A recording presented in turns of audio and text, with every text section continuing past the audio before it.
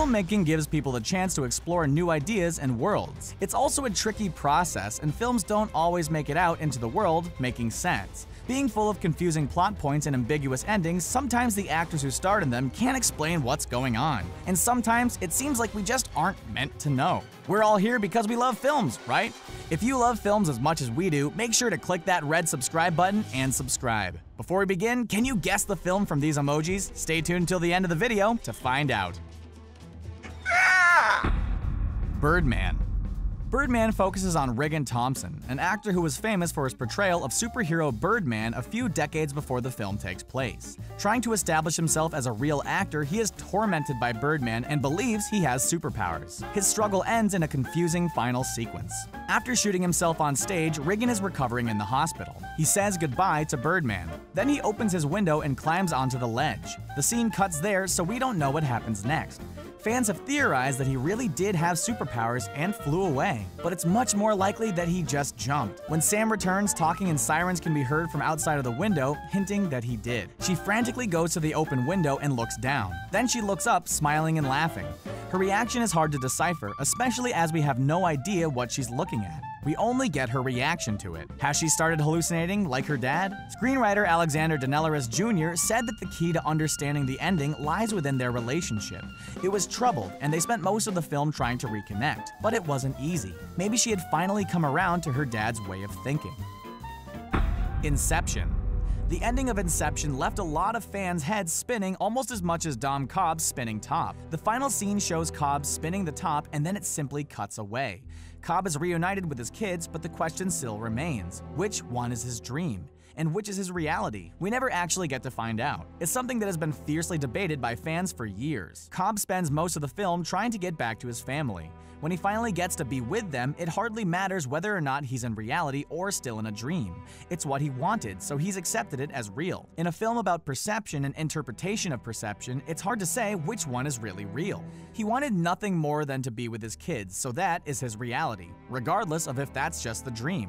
Christopher Nolan himself has never been too helpful on the matter. According to him, the film is supposed to be open-ended. So even though the film's ending is unexplainable, we at least know that that's the way it's meant to be. Karate Kid. The Karate Kid is the heartwarming story of how Daniel learns karate and life lessons to overcome his nemesis, Johnny. As per agreement, he agrees to go against him in the Cobra Kai Karate Dojo at the Under-18 All-Valley Karate Tournament. Despite a pretty nasty knee injury, he makes it to the finals, beating Johnny via a kick to the face and wait, what? Kicks to the face are illegal. We know the referee was paying attention to foul moves. He disqualifies another Cobra Kai guy after he took Daniel down with an illegal knee attack. Daniel and Johnny's fight is a mess of unethical and illegal moves, and the only time any of them get pulled up on is when the referee calls a break after Daniel trips Johnny and punches him right in the back of the head, pushing him onto the floor and giving him a nosebleed. So then Johnny goes for Daniel's injured knee.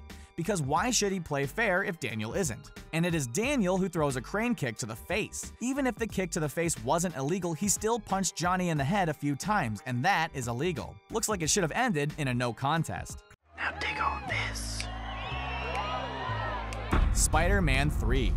After a comet crash lands in Central Park, the symbiote follows Peter Parker home. Over the night, it bonds with Parker and his Spider-Man suit. The symbiote causes the surfacing of Spider-Man's dark side, changing his suit and enhancing his powers. He undergoes a complete personality overhaul, becoming rude, cocky, and overconfident, and alienating his girlfriend Mary Jane with his behavior.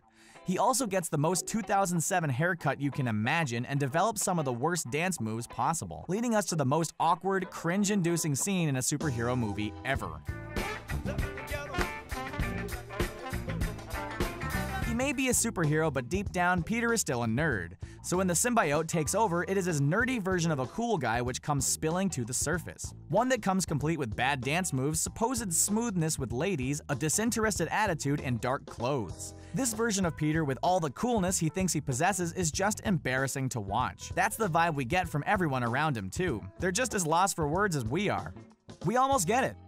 Almost. It's a way Parker wouldn't act in a million years. Evil isn't a good look on Spidey. But whenever we watch this scene, we still don't know what exactly is going on.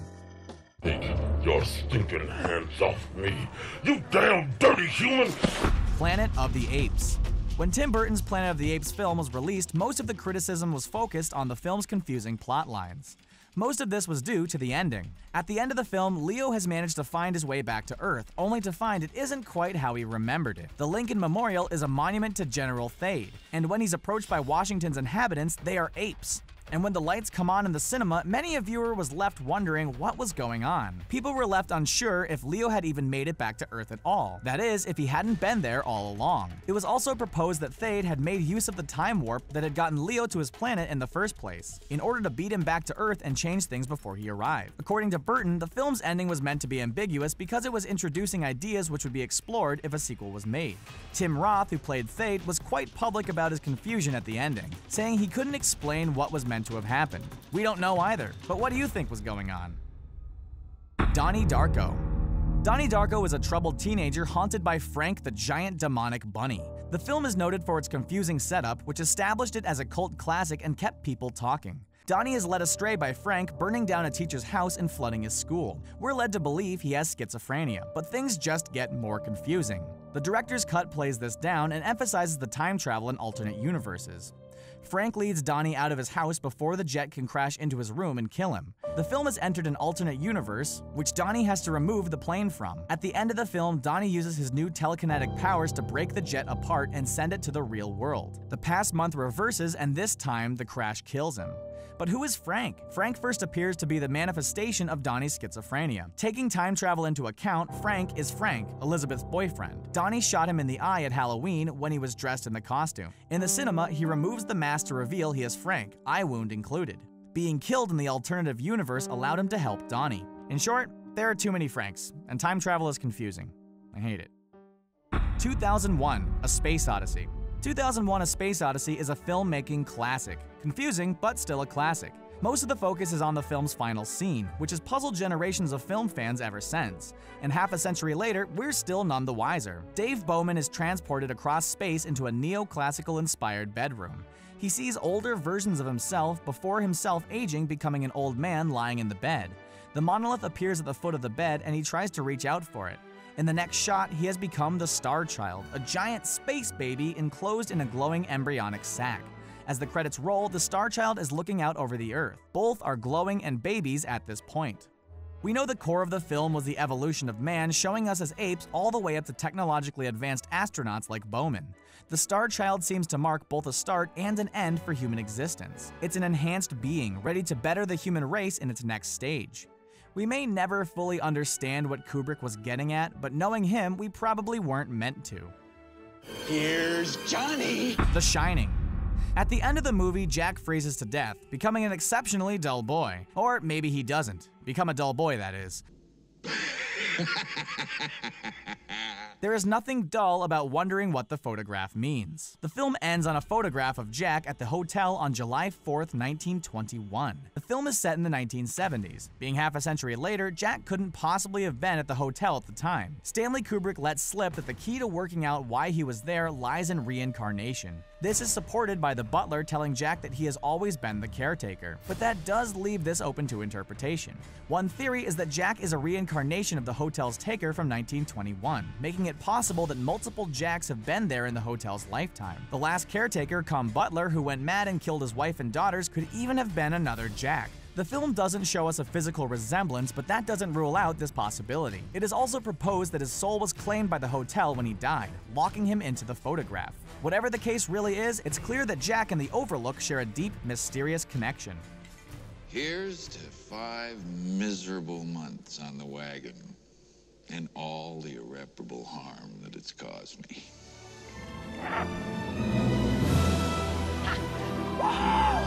Harry Potter and the Prisoner of Azkaban. In another case of time travel making films confusing, the introduction of the Time Turner in Harry Potter and the Prisoner of Azkaban had us asking more questions than it answered. Usually magic gives things an automatic pass, but not this time. The Time Turner sounded like a cure-all for their problems. They could have saved Harry's parents, killed Voldemort, and stopped a lot of other bad things from happening. But even in the magical world, time travel has laws. Mainly that you can only go back a few hours, can't meet yourself, and can't change the past. And yet, that's exactly what Harry and Hermione do when they save Buckbeak and Sirius. This is made confusing because Dumbledore told Harry that no magic can bring back the dead. But this is what Harry and Hermione do, on his instruction. We refuse to believe that there was no way for Dumbledore to get his hands on a time turner to save Harry's parents, especially as we know Hogwarts had one. Luckily, Rowling realized the can of worms she had opened. In the Order of the Phoenix book, they are all destroyed in the fight in the Department of Mysteries, and probably were meant to have been in the film too. Well, here I am. Batman v Superman: Dawn of Justice. Batman and Superman's face-off in Dawn of Justice isn't close to being called a fair fight. There is kryptonite involved, and a basically poisoned Superman comes off pretty badly. What ensues is the film's funniest, most iconic scene, and it had us all scratching our heads. Save Martha! Slumped on the floor, Superman starts telling Batman that their pointless fight is letting Luthor kill Martha, and he has to save her from him. It sends Batman into a frenzy of traumatic flashbacks of the night his parents died. He yells, Why did you say that name? Thankfully, Lois Lane shows up and tells Batman that Martha is Superman's mother. It was good timing because Batman was about to run him through with kryptonite. The scene is just plain weird. We aren't convinced that Superman and Batman needed a bonding moment over the fact that their mothers are both called Martha. Martha. They already had a common enemy. Was that not enough to get the two superheroes working on the same side? What makes the least sense to us is the fact that Superman couldn't just come out and say who Martha was. It would have saved them both a lot of time and pain. What unexplainable movie moments would you have liked to see? Let us know in the comments section below, and remember to like, share, and subscribe for more great content. Don't forget to check out our playlist. And while we're at it, the answer to the emoji quiz is...